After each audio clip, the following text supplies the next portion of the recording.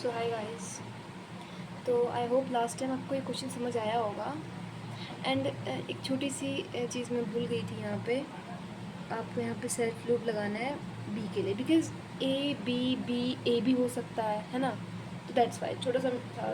तो हाँ, तो मैंने आपको बोला था कि नेक्स्ट वीडियो में हम जानेंगे कि starting and ending with B. अगर आपको ए का बनाना आ गया है तो आप बी का भी बहुत ईजीली बना लेंगे। ऐसा कोई हार्ड एंड फास्ट रूल तो नहीं है कि उसके लिए कुछ अलग सा बनेगा। तो चलिए हम बी का बनाते हैं इस बार।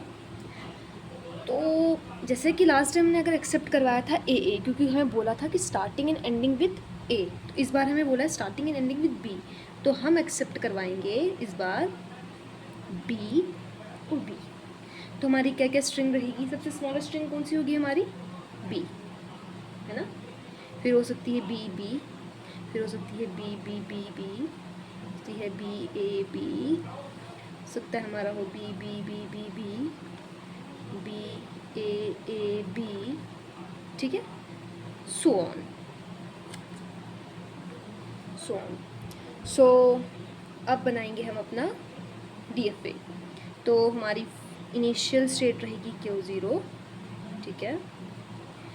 अब हम पहला हमारे पास यहाँ पे B है, तो हम B को एक्सेप्ट करवाएंगे। एक्सेप्ट कराने के लिए हम कौन सी स्टेट यूज़ करते हैं?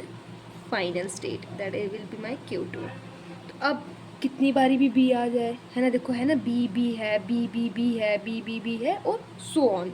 तो हम यहाँ पे लूप लगा लेंगे। हम थोड़ी ना उसके लिए स्टेट बनाते रहेंगे, हम लूप लगा लेंगे, ठीक है। हमने कर लिया।